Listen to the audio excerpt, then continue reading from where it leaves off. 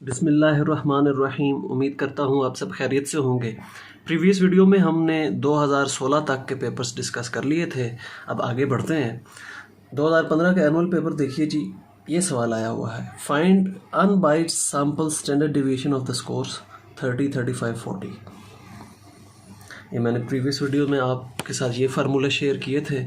ये biased standard deviation का formula है और ये अनबाइस्ड स्टैंडर्ड डिविएशन का, ठीक है, ये वाला। तो ये वाला फार्मूला हमने अप्लाई करना है। इस पर गौर करें, ये जो स्क्वायर है समेशन एक्स का होल स्क्वायर है, ठीक है। यहाँ पर बच्चे बाज़ का होल स्क्वायर लिख देते हैं, तो इस गलती से आपने अवॉइड करना है। तो ये देखिए जी, एक्स और एक्स स्क्वायर का कॉलम फाइंड किया, ये फार्मूला लिखा है, इसमें वैल्यूज़ पुट की। अब इससे आगे कैलकुलेटर की स्किल है जी। कैलकुलेटर पे ये चीज़ आपने अलग से सॉल्व कर लेनी है, फिर उसको इस पे डिवाइड कर देना है और उसके बाद अंडर रूट लेना है। तो ये आपको आना चाहिए। आगे बढ़ते हैं। ये देखिए जी, आपको क्या दिया हुआ है, summation x 180, summation x square 6660 and 5, coefficient of variation पूछा हुआ है। ये फार्मूला होता है जी। अब हमें स्टैंडर्ड डेविएशन चाहिए और मीन चाहिए, तो स्टैंडर्ड डेविएशन का ये फार्मूला लगाएंगे, ठीक है। आमतौर पे जो हम फार्मूला यूज़ करते हैं वो बाइस्ड स्टैंडर्ड डेविएशन का यूज़ करते हैं। जब वो ख़ुद हमें कहे कि अनबाइस्ड फाइंड करो, उसी सूरत में सिर्फ हम ये फार्मूला लगाते हैं, अदरवाइज़ यही फार्मूला इस्तेमाल करते हैं, ठीक है। कोएफिशिएंट ऑफ वेरिएशन फाइंड करना हो, कोई चीज़ फाइंड करनी हो। अच्छा जी, एक्स बार, ये समेशन एक्स ओवर एन, ये चीज़ें सारी दी हुई थी, मटेरियल दिया हुआ था, फार्मूला में पुट किया और ये कोएफिशिएंट ऑफ वेरिएशन निकल आया 16.67%। इस साइड पे एस और एक्स बार निकाले और इस साइड पे कोएफिशिएंट ऑफ वेरिएशन। आगे बढ़ते हैं। ये सवाल देखिए, ये आपके कोर्स से निकल चुका है, मोमेंट्स का क्वेश्चन है। मोमेंट्स का टॉपिक पूरा इस दफ़ा शामिल नहीं है, कोर्स से निकल चुका। 2014 का पेपर डिस्कस कर लेते हैं जी। 2014 में जो सवाल पूछा गया है इस चैप्टर से वो ये है, by adding 5 to 8 in the set 3, 6 to 1, 5 we obtain 8, 11, 7, 6 and 10। यानी कि हमने 5 ऐड किया है किस में, इन वैल्यूज़ में। ये तो कौन सी वैल्यूज़ आई, ये वाली वैल्यूज़ आ गई। शो क्या करना है कि दोनों सेट्स का वेरिएंस सेम है। एक्चुअली ये एक प्रॉपर्टी है वेरिएंस की या स्टैंडर्ड डेविएशन की भी है कि variance and standard deviation are not affected by change of origin. MCQ भी आता है, गौर से सुनिएगा। ओरिजिन चेंज करने से स्टैंडर्ड डेविएशन पे भी और वेरिएंस पे कोई फ़र्क नहीं पड़ता।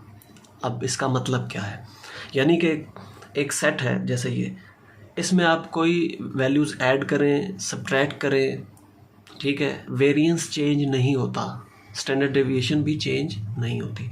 ये है चेंज ऑफ ओरिजिन, जब आप कोई चीज़ ऐड करते हैं या सब्ट्रैक्ट करते हैं किसी एक सेट में।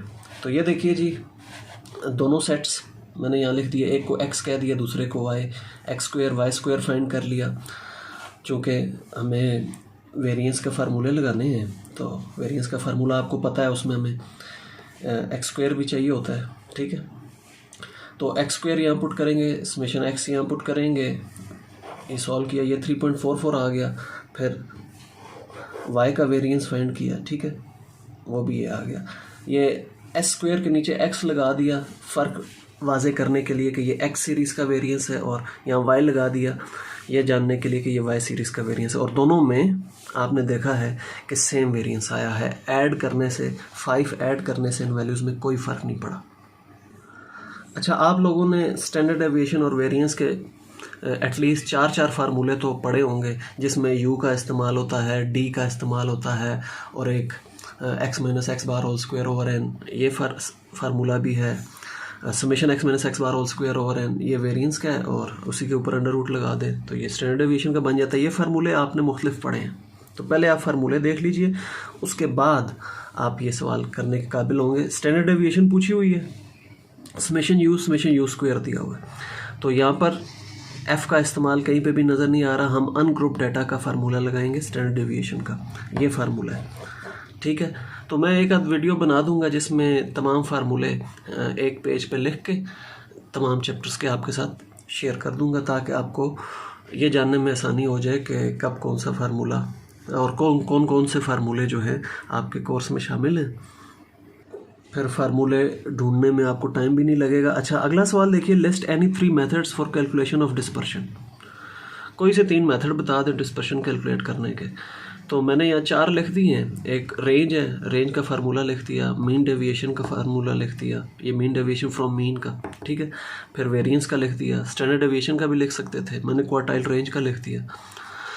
तो कोई से 3 मेथड्स पूछे गए थे डिस्पर्शन कैलकुलेट करने के।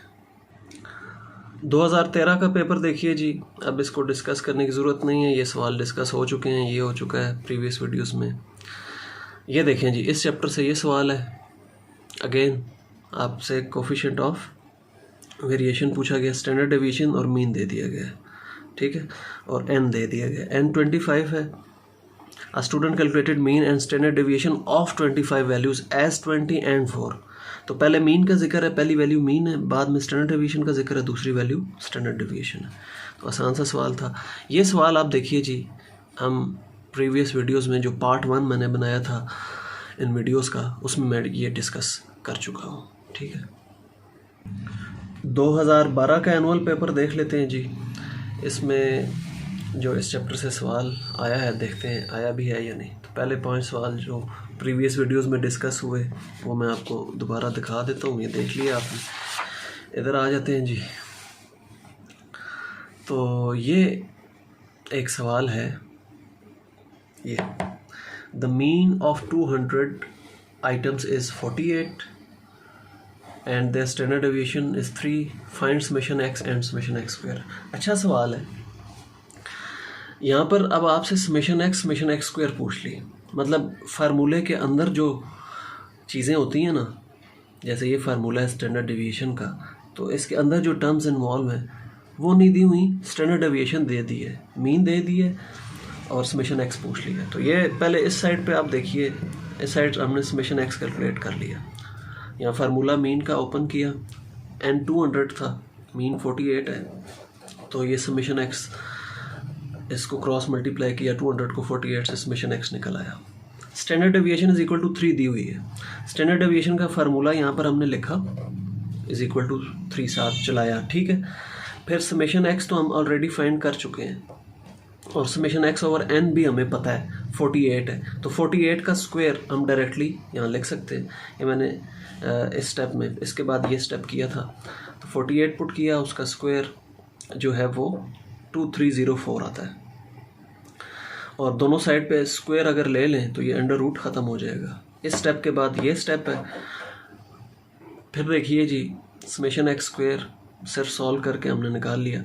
ये 2304 को उस साइड पे ले गए, 9 ऐड हो गया इसमें, तो 2313 बन गया, और समेशन एक्स स्क्वायर ओवर 200 आ गया। 200 इधर मल्टीप्लाई हुआ तो समेशन एक्स स्क्वायर की वैल्यू आ गई। ये बड़ा इंटरेस्टिंग और इम्पोर्टेंट क्वेश्चन है।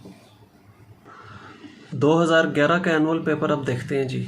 ये सवाल कोर्स से निकल चुका है, प्रीवियस चैप्टर के क्वेश्चन है, प्रीवियस वीडियोस में इन पे बात हो चुकी है, ठीक है। इस चैप्टर से जो सवाल आया था वो था ये वाला, द फर्स्ट 4 मोमेंट्स। जो ही मोमेंट्स लिखा है तो बस आपकी इस दफ़ा किस्मत अच्छी है, रिड्यूस सिलेबस है, तो ये सवाल भी आपने नहीं करना। अगले पेज पे चलते हैं, ऐसी सवाल का सलूशन चल रहा है आगे। अच्छा, ये सवाल मैं प्रीवियस वीडियोस में डिस्कस करना भूल गया था, ये चूँकि इसकी तरतीब में ये ज़रा आगे आया था। ये पिछले चैप्टर का सवाल है। आपको नंबर ऑफ़ चिल्ड्रन दिए हुए हैं, नंबर ऑफ़ फैमिलीज़ दी हुई हैं, ठीक है। आपसे मीडियन मॉड Q3 D7 पूछा हुआ है। Q3 और D7 तो कोर्स से निकल चुके हैं, तो मीडियन और मॉड इस डाटा के लिए कैसे फाइंड होता है। आपने x लिखा, f लिखा, ये चीज़ x है, नंबर ऑफ़ चिल्ड्रन ये वेरिएबल है, ठीक है। और नंबर ऑफ़ फैमिलीज़, 4 फैमिलीज़ ऐसी हैं जिसमें 0 चिल्ड्रन है, 7 फैमिलीज़ ऐसी हैं जिसमें 1 चिल्ड्रन है। तो ये फ्रीक्वेंसी है इन वैल्यूज़ की, ये f है और ये x है। तो x और f दिया हुआ है, हमने CF फाइंड करना होता है। मीडियन को ज़ाहिर है कैलकुलेट करेंगे मीडियन, तो CF ज़रूरी होता है। तो फार्मूला क्या लगाएंगे, ये मैंने बताया हुआ है। जब इस तरह की एक्स और एफ की वैल्यूज़ दी हो, इसको हम अनग्रुप्ड फ्रीक्वेंसी डिस्ट्रीब्यूशन भी कहते हैं, डिस्क्रीट सीरीज़ भी कहते हैं, कुछ किताबों में इसको अनग्रुप्ड फ्रीक्वेंसी डिस्ट्रीब्यूशन भी कहा गया है। तो इसके लिए ये फार्मूला अप्लाई करते हैं। है ये अनग्रुप डाटा का फार्मूला, लेकिन एक्स और एफ जब दिया हो तो हम ये ही अप्लाई करते हैं मीडियन फाइंड करने के लिए। तो ये n+1/2th टर्म, यहाँ n की वैल्यू पुट की 65, समेशन f 65 है, ठीक है।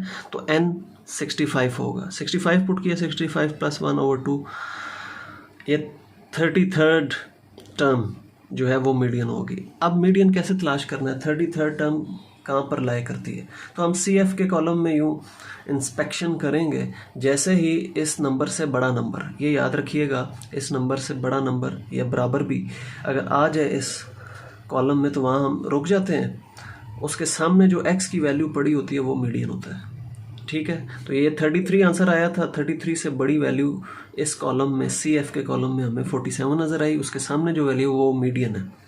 बच्चे 33 यहाँ करके छोड़ देते हैं, तो ये गलती कभी भी नहीं करनी, ठीक है।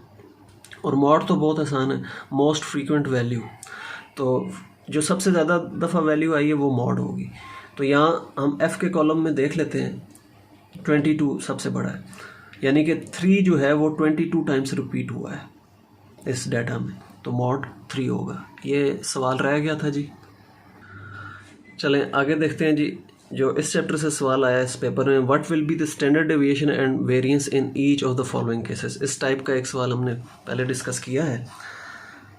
तो 2x का वेरिएंस क्या होगा, स्टैंडर्ड डेविएशन क्या होगी। तो वेरिएंस पहले आप सारे निकाल लें, स्टैंडर्ड डेविएशन तो ज़रा अंडर रूट लेते जाएँ तो आपको स्टैंडर्ड डेविएशन मिलती जाएगी। तो ये देखें, वेरिएंस ऑफ 2x, 2 बाहर आया स्क्वायर होकर, ये प्रॉपर्टी इस्तेमाल हुई है वेरिएंस की। वेरिएंस अप्लाई हो गया x पे, यहाँ पे x का वेरिएंस पुट कर दिया, 4 × 2500 हो गया, ठीक है, पहला पार्ट।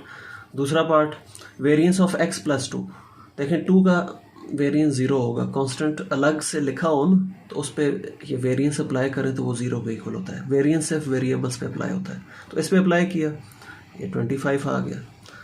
आगे देखिए जी, अगेन ये 2 स्क्वायर बाहर आया, वेरिएंस x पे अप्लाई हुआ, 4 का वेरिएंस 0 होता है, तो ये भी 100 आ गया। स्टैंडर्ड डेविएशन मैंने साथ फाइंड नहीं की, तो आप क्या कर सकते हैं, ये जो आंसर आए हुए हैं ना 100, 25 और 100, इसी तरह आप लिखेंगे standard deviation of 2x is equal to √100, फिर standard deviation of x + 2 is equal to √25, standard deviation of 2x + 4 is equal to √100, ठीक है। तो इस तरह स्टैंडर्ड डेविएशंस भी आ जाएंगी। चलें जी, जल्दी से 2010 का पेपर भी डिस्कस कर लेते हैं। ये शुरू के सवाल पहले डिस्कस हो चुके हैं। बाउलेस कोएफिशिएंट ऑफ स्क्यूनेस आया हुआ था, ये आप कोर्स से निकल चुका है। ये सवाल अभी अभी हमने इस टाइप का सवाल एक किया है। तो यहाँ समेशन x दिया हुआ है, s² दिया हुआ है, n दिया हुआ है, क्या पूछ लिया, समेशन x²। तो आपने वेरिएंस दिया हुआ है ना, वेरिएंस का फार्मूला लिखना है। वेरिएंस के फार्मूले के अंदर ये टर्म आती होती है ना, तो आपने वही फार्मूला लिखना है जिस फार्मूले के अंदर ये रिक्वायर्ड टर्म इस्तेमाल हो रही है। लिखा, बाकी वैल्यूज पुट की, सॉल्व किया। सॉल्व कैसे करना है, समेशन x² वाली टर्म एक साइड पर रख लें, बाकी टर्म्स दूसरी साइड पर ले जाएं, यानी कि इसको सॉल्व करके इधर ले आएंगे, तो जो आंसर आएगा उससे इस 5 को क्रॉस मल्टीप्लाई करेंगे तो समेशन x² आ जाएगा। आज की वीडियो में इतना ही। अब हम नेक्स्ट वीडियो में अगला चैप्टर डिस्कस करेंगे जो कि है इंडेक्स नंबर्स। अल्लाह हाफिज़।